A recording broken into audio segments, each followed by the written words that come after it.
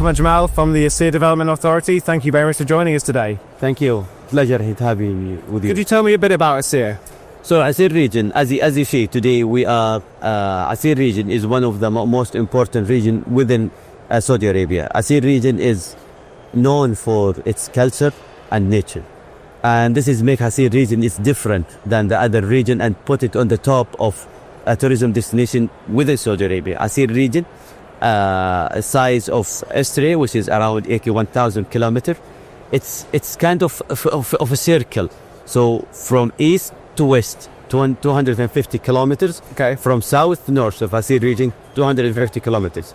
So Aseer region has 5 different topographies. So you can explore desert, you can explore mountains, plateau, and coastal.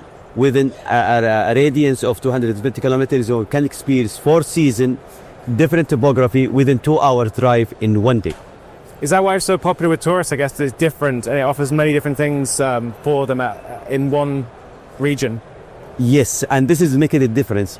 I have never been exposed to a region or a city that has different topography within 2 hours driving. For Aseer region, it is not only the nature we are capitalizing on. When we build our strategy, our focus is capitalizing on 2 main assets that we have: our nature and our culture. This is one of the reasons we build our strategy based on 3 P's: planet, people, and prosperity.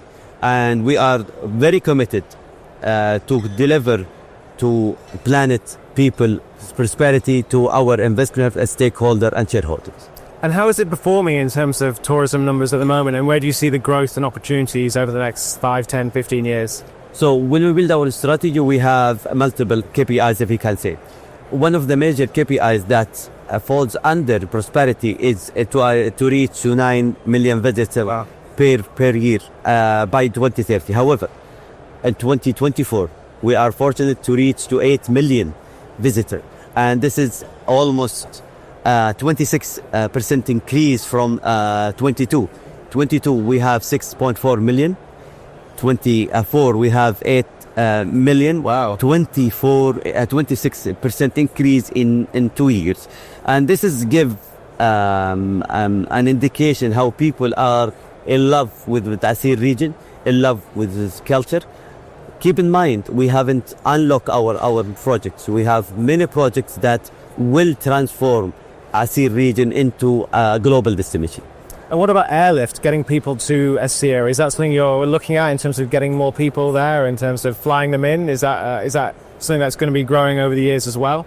So we've come about connectivity. Yeah. We have a current capacity of the airport, it's around 1.3 million. However, at the capacity today at Aseer region, it's almost 4 million. So although the capacity is 1.3, so we at 4 million capacity. This one of the reason we decide as Aseer region authority to expand the airport. Okay. So by 2026 we start the construction of the new airport to reach the capacity around 9 million visitors. 9 million travelers, and to reach to the maximum capacity of phase 2 to 13 million travelers to accommodate and to receive more travelers. Not only that, today we have a direct flight from within Saudi Arabia, major cities, Riyadh, Jeddah, and Eastern Province. In addition, we have a direct flight from GCC, so we have direct flight from Sharjah, Dubai, Qatar, and Egypt.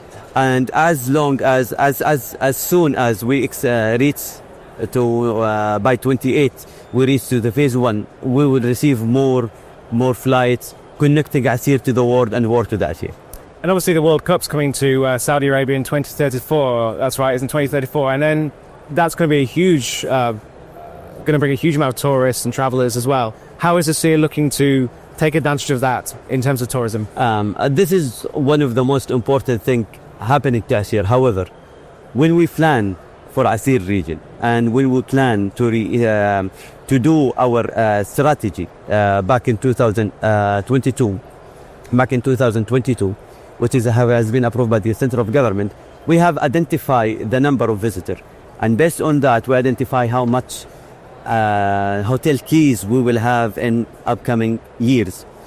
When we start negotiating with FIFA the good thing about our plan for Aseer region is the number of keys. We have to reach almost 90,000 keys by 2034. Our plan is to add almost 18.8 thousand keys. So FIFA, so the World Cup is within our plan. So we're not planning to add more additional keys. No, we are capitalizing on what we have today. So this will make Aseer a sustainable investment destination. So the investor, when he comes, so it will be within the plan. We are looking at to add additional around between 8 to 10,000 keys in the next few years. And this is within our plan in Aseer. So we've talked a bit about what's going on in Aseer at the moment, but what does the future hold in terms of investment? So let me give you the future of Aseer. The future of Aseer, we are following the global investment trends. And investment, people looking into ESG, people looking into investors looking for ESG, investor looking for shifting from developed market to mature market to underdeveloped market. We are following this lead. So what we provide is investing in the future, not investing in the past. This is one thing. When it's come to the current pipeline that we have, as I mentioned to you previously, our target is to bring from private sector around 2.5 billion into hospitality or tourism sector. We have achieved that ahead of our 2030 targets, and this is, I believe, we will be revision and adding more investment. Currently, we have a pipeline of 25 billion. So the real, it's around almost 10 billion USD, and this is only from private sector without a PIF project like Suda, which is going to be the mountain, the most luxurious mountain destination within Aseer region, on the top of the highest mountain in Saudi Arabia, and revamping and regeneration of Aseer Valley or Wadi. Aseer previously has a river, and we going to regenerate and bring it life to that project. Plus, we have PIF companies called Aseer Investment Company.